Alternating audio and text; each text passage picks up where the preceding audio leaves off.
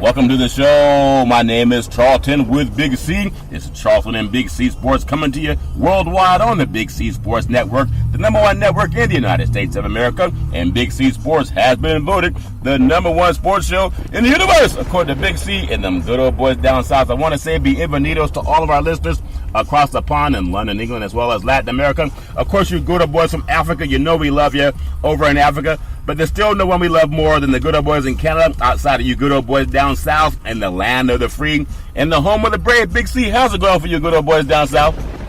Talking another beautiful southern day. Everybody's getting ready for Thanksgiving. There's a few animals, or whatever you want to call them, that's no longer walking around in the woods. And yeah. So, the turkeys got some pardons at the White House today, but I can't speak the same for the ones down here. That's true. And we do want to give all of our thanks and appreciation to all the game that have decided to donate their livelihood to the bellies of a lot of the gluttony in America, Big C, because we know we like to eat too much in this country. That make any sense to you? Well, I've already started loosening up my pants in anticipation to get stressed out a couple of days from now, because there's nothing going to be safe on my table. Yeah, that's true. I want to say today is beautiful. It is November the 21st, 2017, in the land of the free, in the home of the brave, and so much going on in the world of sports. And I think for the most part, Big C, we have so many things in sports coming up. It's kind of a smorgasbord. You have the Boston Celtics doing their thing. You have some good old boys coming back from Mexico and firing their defensive coordinator, and just more changes going on at the quarterback positions. But let's start off a little bit with college football. I know there's already some point spreads coming out for the big games. You have Alabama, Auburn. Also, you have Michigan, Ohio State. Just give me your thoughts on some of the things. How are you feeling about that Alabama-Auburn setup, Big C? Your thoughts? Well, Charlton, that's an iconic setup. If Alabama loses that game, Charlton, they can still make the playoffs, because they still have to go to the SEC championship game. They can beat Georgia in the SEC championship game, Charlton, and still make the playoffs. That's the iconic thing about this, having losses at certain points in the season. Yeah. The thing I'm always troubled about is that you have teams with 2 losses still sit there in the top 10, top 10, and you have teams that with 1 loss and undefeated that can't make that. You think about UCF. Yeah. They're only 15th in the country, and they're 10-0. Yeah. It's like Wisconsin. They're undefeated, and they're sitting outside the top 4. Yeah. Everyone talks about strength of schedule. I haven't seen too many college football players these days that's not strong, okay? Yeah, that's true. They all bench press 400 and 500 pounds. So when they talk about strength, I don't know what they mean by strength of schedule. Who is the best team in the country? It's all settled on the field, gentlemen. Yep. But when we have this political wrangling about, no, this is the best team, they don't pass the eye test, that's always troubling, because when you have one of these teams that's not ranked as high and all of a sudden Johnson has knocked somebody out, oh, what a huge upset. Yeah. What do you mean upset? They got a weight room on their campus just like everybody else. Yeah, they play hard like everybody else, Big C. And that's one of the things that we love about the world of college football. Is so much speculation around who's going to be the team that wins a game and who's going to be the team that has tradition. But it's more important for the bowl committees to have teams that have a tradition of winning. That's why UCF being undefeated is not as sexy as, say, Ohio State, or even a team, like even Auburn. I know they're great programs, but you do have a team that's in the top 15 that's undefeated, and they're not getting any sniff of the whistle. And even the same thing going on with Wisconsin. Big C, your thoughts? Well, when you look at the top 4 teams in the playoff position, Charlton, the U has the smallest stadium of all, University of Miami. But they had that tradition in the past of winning. They've gone undefeated. Yeah. You look at strength of schedule that they've had all year long. They have the strongest schedule of all the teams in the top 6. Yeah. When you talk about strength of schedule and ranking. Yep. And so it's hard to keep them out of that number 2 position that they've gained this week. And also, this is the first week that no team in the top 10 in the bowl rankings, Charlton, has lost a game. Oh, really? So it kind of left the posters in a quandary. Yeah. Because they're sitting there thinking like, gosh, it's going to be easy to move this team up. Yep. Because this team is going to lose. But none of those teams lost. I know they were all salivating when Miami was trailing Virginia on Saturday, Charlton. Yeah. Then all of a sudden they whipped out that 30 unanswered points, and they're like, damn, we got to keep them in here. Yeah, that's a good team. But, because you look at the 2 teams that are underneath them, Charlton, in the ranking and the size of their stadiums that they have on campus. You know, that's what they're salivating about. Everybody in the top 6, except for Miami, has an on-campus stadium that exceeds 80,000 people, Charlton. That's what the NCAA is all excited about. Who will travel? Even though the U has people that have traveled in the past, they're not for sure that they will travel now. Yeah, you know, some of the things you touched on even the last couple of years, Big C, how some of the stadiums are about 65-70% full for these bowl games, even because a lot of people have to travel during the holidays. Where do you get the money to travel? It's not like you're an NCAA team and you have, you know, I guess gold in the bank as opposed to paper currency. But you look at that point you just made, I think it would be such an embarrassment if you had a national championship playoff game and 80% of the stadium's full. Now, I know I looked at the Miami game against Virginia. After the big blowout win against Notre Dame, you couldn't get a seat for the Notre Dame game. But for the Virginia game, it was probably about 80% full, even though they may announce a sellout. So even with Miami, they're no guarantee to draw a Big C. I mean, they're just talented, but they're no guarantee to draw. I think Wisconsin might draw more than Miami, Big C, you thought, with their fans. They would on the travel. You think about the couple trips that Wisconsin made to the Rose Bowl under Barry Alvarez. And you know, they packed 40,000 people up and brought them out of Wisconsin. They were all happy to leave now because it was so too cold, But, you know, they were able to bring people out there. And so when you think about these things, in Miami, there's so many things to do in Miami. Charlton, it's an entertainment mecca. Going to a game in Miami is no big deal. You look at any event that goes on in Miami.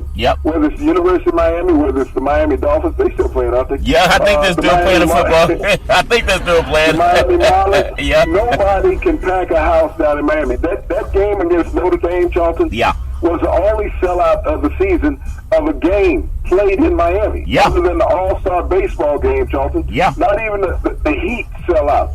And the reason for that game being a sellout, Charlton, because Notre Dame traveled. It was a vacation to get out of Indiana because of the cold.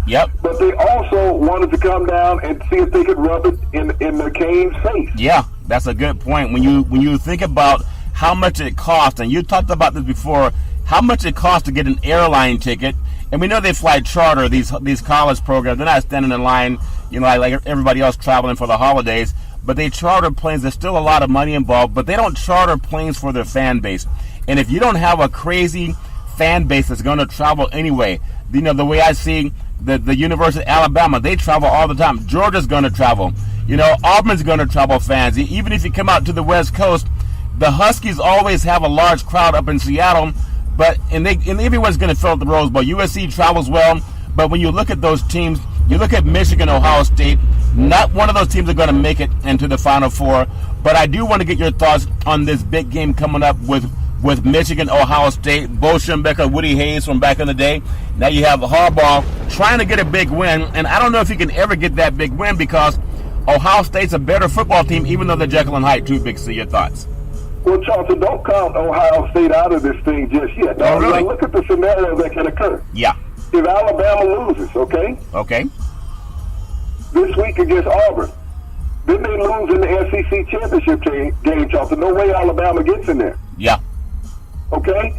You got Wisconsin. They can lose in the Big Ten championship game. They falter.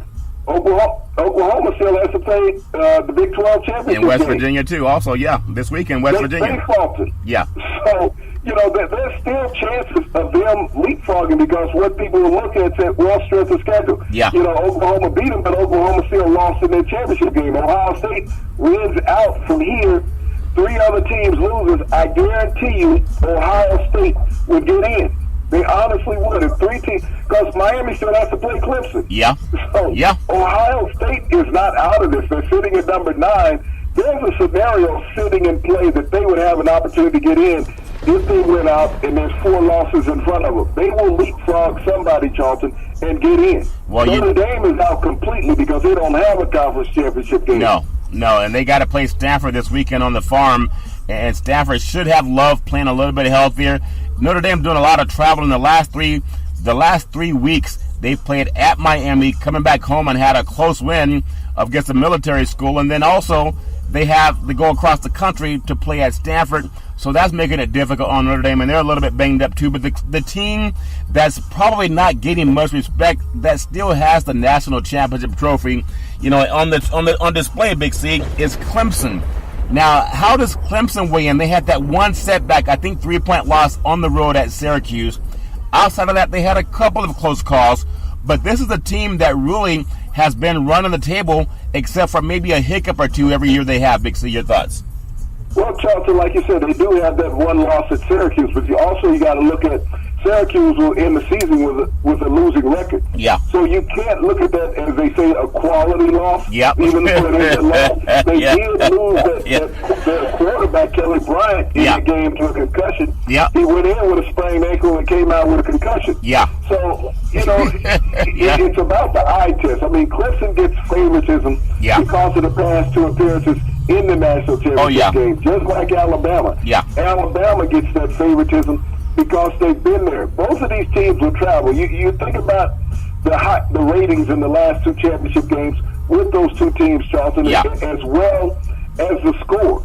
Both of those games were decided by one score on the final series of the game. Yeah. That's how those games were exciting. And that's how championship games should be played out. Yeah. Who wants a lopsided blowout when Ohio State won the inaugural championship game where they just, where Cardell Jones just blew everybody away in that series? Yeah. So this is what you want. You're looking for the best competitive matchups that you can find. Yeah. I think that Wisconsin would provide a better battle than anyone would give them credit for because of their tremendous defense and that solid running game they possess. Yeah. Anybody who is going to be in this championship series, Charlton, when you look at Alabama, yes, Hurd's a decent passer. You look at Clemson, Bryant's a decent passer. Yep. Baker Mayfield is the most dominant thrower in the top four teams, Charlton. Yeah. DeCane has a decent quarterback in Rozier. He's multifaceted. Yeah. But Oklahoma is the only one in the top four with a dominant passer, and Baker Mayfield, who knows where he's going to be emotionally after being benched for this next week's game. Yeah, that's a very good point, Big C. Want to touch up on one more thing on the college level,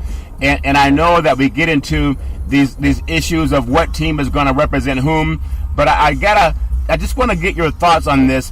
I saw a few things, and maybe I shouldn't even bring it up, but I saw Lonzo Ball's father on a CNN program talking to Mario Cuomo's son, and they were talking about should they thank the president or should they not thank the president. And I look at both sides, Big C. Anytime a president does anything for you, whether you like him or not, saying thank you is not a bad thing. I think the kid already thanked them, but then at the same time, there are a lot of people that don't even listen to what the Ball father said.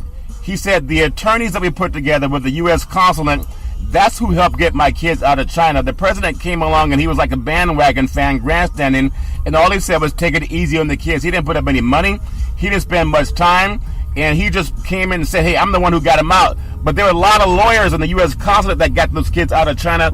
But see, I just wanted to bring that up because isn't that more important than someone saying, tell me thank you? If you don't tell me thank you, I'm going to tell you how I really feel about you. He should have been asking the Central Park 5 if they would thank him for dropping the erroneous charges of asking for the death penalty, and they were innocent, Big C. Your thoughts?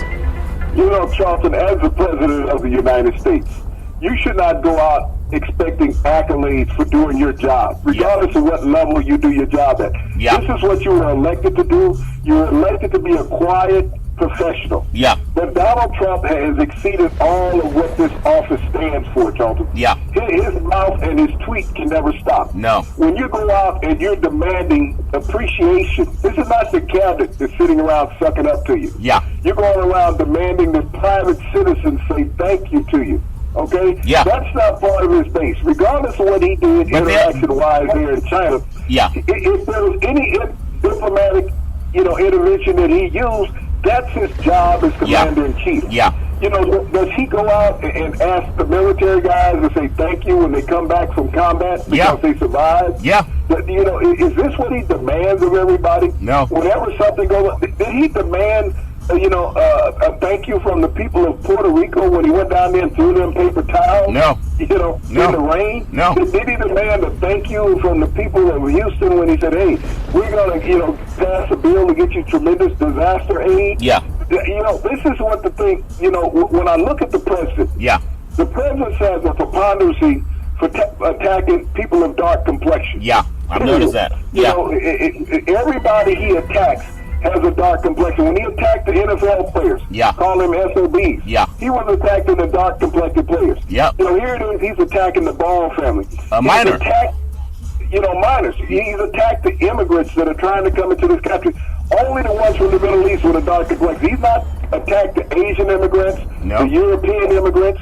And then we had, unfortunately, a Border Patrol officer lost his life the other day. Wow. And the president steps up and says that they were murdered by Mexicans. Wow. And yet the FBI said, based on the type of injuries they had and the terrain that they were running in, on the entire body, it was more prevalent that it's more likely that they fell down the cliff, down this ravine, and on all these jagged rocks to stay in the injury shelter. Because the one officer that survived, he doesn't remember being attacked. Yeah, that's a good point. The president is quickly to jump up and blame minorities for every problem in America, but yet still, he has not talked about the Keystone Pipeline that broke 3 days ago and spilled 270,000 barrels of oil out on pristine wildlife land that he so wanted this pipeline built. He overturned Obama regulations because Obama knew the challenges that this frozen terrain would create on these pipes, Charles. And now we suffered this catastrophic devastation of the land, and he won't speak about that. Yeah, that's a shame too. And there's a lot of other issues that he could really spend his time speaking on, as opposed to going after minors. And they did read thank you in the note that they read when they were having the press conference. When they got to LAX shop, they sit down and said thank you. They appreciate it. But that wasn't enough. He wants to be that ruler, Charles, where you come up and kiss his ring. You know, he wants to be like that Bud Light commercial on TV. That's what he wants. Yeah, that's a shame. There's still a lot of more issues with women facing sexual assault with some well-known national media people. And if he could speak out against the women or for the women who are being put through that garbage, even as we speak, I think that'd be more important than asking some college kids to thank him for the 10th time. I do want to say that sports is $1 billion. Yes. Yeah. Go ahead, Big C. Go ahead. Think about this. Today, he basically endorsed Roy Moore. The judge from Alabama, talking about, well, we need a Republican. Regardless of what's being alleged, we need a Republican. So he said, since I'm a sexual predator, it's okay to bring a sexual predator into Congress because he'll help me get the vote. Well, ironically, if you think about America, he says America first, okay? If America is first and women are being molested, so you're not considering them Americans. Well, only the molesters are Americans, Charles. That's something else. When I see Kellyanne Conway advocating for this guy who has such a stained background against the women who are saying we need help, and they're ignoring the women who need help. But I do want to say we want to ignore them. Sports is $1 billion industry, and boys and girls sports is the foundation to this $1 billion industry. For every athletic and sporting event, you need athletic and event insurance. We work with Ben and Mark. They've been around half a century. They work with Big C Sports, whether you're a pro team, a collegiate team, a high school team, even your mom and papa soccer league. Let them know that Big C sent you. Big C, as we close out, I want to get your thoughts on the NFL. Couple of things happened with the Oakland Raiders. I think for Ken Norton Jr., it's not so much that it's his fault because he doesn't play offense, and they scored 8 points on offense in New England, and they fire Ken Norton Jr. because their offense scored 8 points in the loss. That make any sense, Big C? Your thoughts? Well, Charlton, they've been outscored a lot in the past couple games. But you got to start somewhere. So you fire the defensive coordinator saying it's all his fault because our offense can't get the ball moving up and down the field. 8 points. Yeah. Well, yeah. I mean, what's logical nowadays in the NFL? You can't hire a quarterback who's won throughout his career, and you can't keep a defensive coordinator where the offense is lackluster. Well, to justify it, you paying a quarterback $125 million, so it's not his fault. No. Not his fault whatsoever. So it's got to be the guy on defense. Somebody's got to be the fall guy, not the guy making $125 million. Yeah, and even Jack Del Rio, I know sometimes when you're on a sinking ship, you grab the life jacket first. They always tell you that. And Jack Del Rio's not an offensive mind either. So no matter what they're doing, he's probably going to be next to go, especially if they don't make the playoffs. They are working for Mr. Davis, who's not as good as his dad when it came to winning games, but he's as good as his dad when it came to disrupting organizations. And it's a shame that the Raiders, this is what they're trying to do, get ready to go to Las Vegas, and you got to beware of what you buy. What do they call that, a lemon law? They have it in California where you buy something, you got a couple of days to take it back. I don't think you can take it back an NFL team if they bring that dysfunction into Las Vegas. Big C, that make any thoughts? Well, Charlton, you really can't. I mean, you get a winning season, and all of a sudden, soon as you announce that you're leaving town. One winning season in 13 years, though, Big C. One in 13 years. We leaving town. Yeah. And so, but the fans didn't walk away from you. Nope. Now you're going back to your old losing ways. You won't be 500 this year. No. And now what are you going to tell the people in Las Vegas? We still need that $1.7 billion stadium that you're building. Yeah. But we're not a 500 football team. But don't worry about it. When we get there, we'll start winning again. Yeah, and that's a shame, But either way, when you have that kind of money and someone's going to give it to you, it's hard to walk away from $1.7 billion. Big C, a few more things I want to touch on in the world of sports. I look at the football, the way it was played last night up in Seattle, and I know a lot of people get at Pete Carroll. He's such a great coach. When you win and you lose, people put more emphasis on the loss than they do the tremendous winning percentage he's done at USC, winning national championships, and also in the NFL, winning a Super Bowl. It should have had another one with the Seattle Seahawks.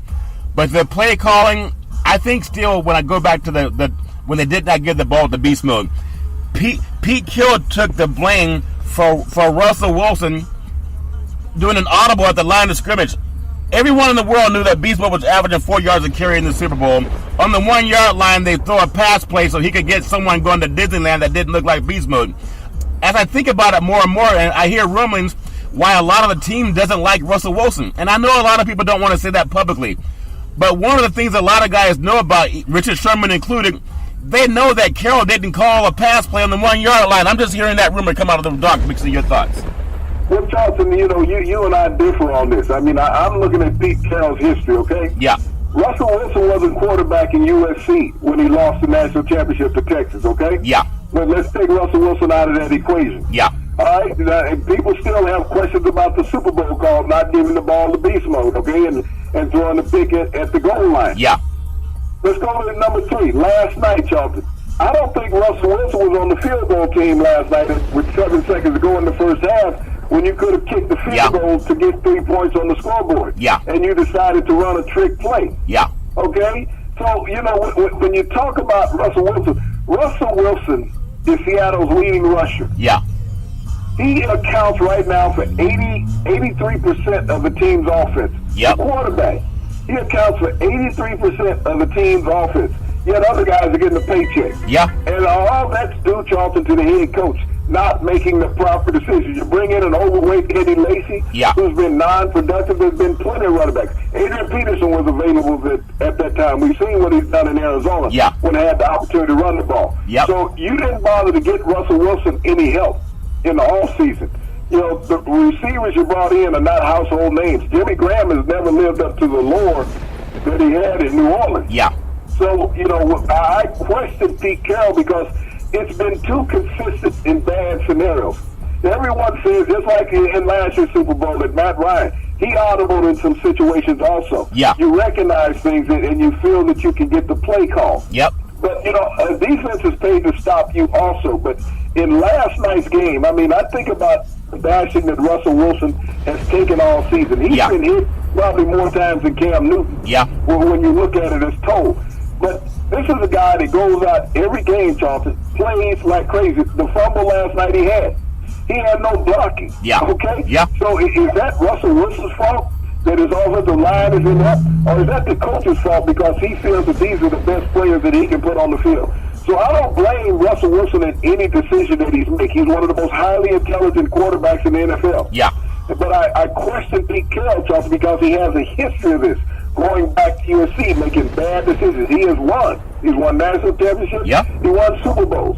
But he has also lost both of those, Charlton, by decisions that he's made throughout the game. Let me ask you your thoughts on Dan Quinn. He was with Seattle when they won their last Super Bowl. Even though when they lost the Super Bowl, their last Super Bowl, Dan Quinn, Atlanta had to win that game last night. Julio Jones had a great game.